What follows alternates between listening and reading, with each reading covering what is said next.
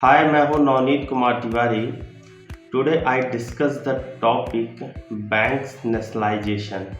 Bank को राष्ट्रीयकरण क्यों किया गया और उसका क्या लाभ है और क्या क्या उसकी यूजेस हैं हमारे बैंकिंग सेक्टर में, और हमें आज इस वीडियो में पूरा कंप्लीट जानकारी देंगे हम।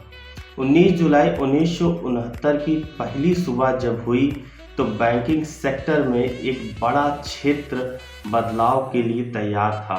एक इतिहास रचने के लिए 19 जुलाई 1969 की सुबह इंतजार कर रही थी, जब प्रधानमंत्री इंदिरा गांधी ने बैंकों को राष्ट्रीयकरण, बैंक नेशनलाइजेशन करने का अहम फैसला लिया।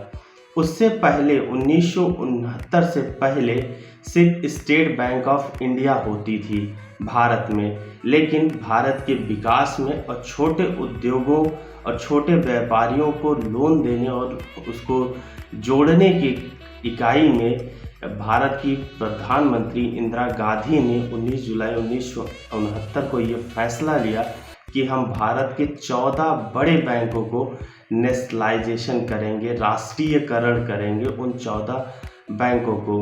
अब हम आपको बताते हैं कि ये जो फैसला था ये बैंकिंग इतिहास में बैंकिंग कंपनी ऑर्डिनेंस के नाम से कहलाया। इसके आगे हम बात करते हैं कि वो 14 बैंक कौन कौन सी थी। तो वो 14 बैंकों के नाम हैं Allahabad bank, bank of Baroda, bank of India, bank of Maharashtra, Canara bank, central bank of India, Dena bank, Indian bank, Punjab Sindh bank, syndicate bank, Indian overseas bank, UCO bank, Punjab national bank, united bank of India. ये 14 बैंक थे जिसको सरकार ने जो है एक ordinance पास करके इसको नेशनल राष्ट्रीयकरण करने की फैसला लिया।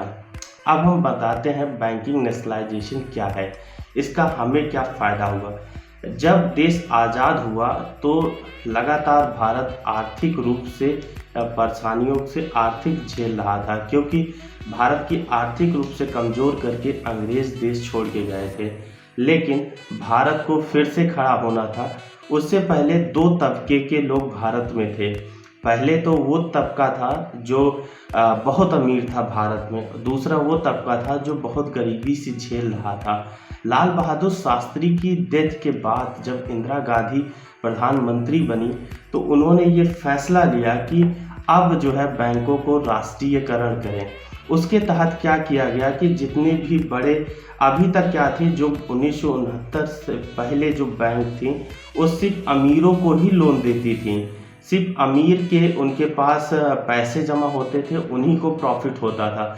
लेकिन नेशनलाइजेशन करने से ये प्रॉफिट हुआ कि जितनी भी बैंकिंग थी वो पूरे देश के ग्रामीण क्षेत्रों में भी फैल गई।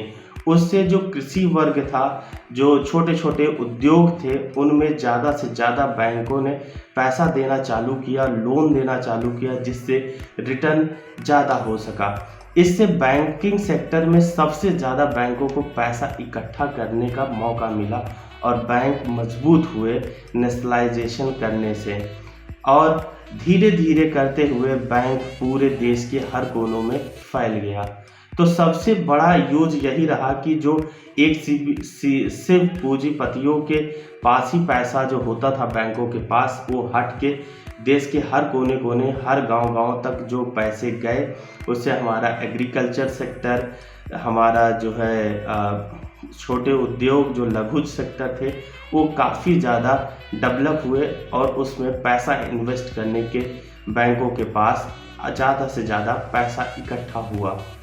आशा है आपको बैंकिंग नेशनलाइजेशन और बैंकिंग राष्ट्रीयकरण का पूरा इतिहास समझ में आ गया होगा।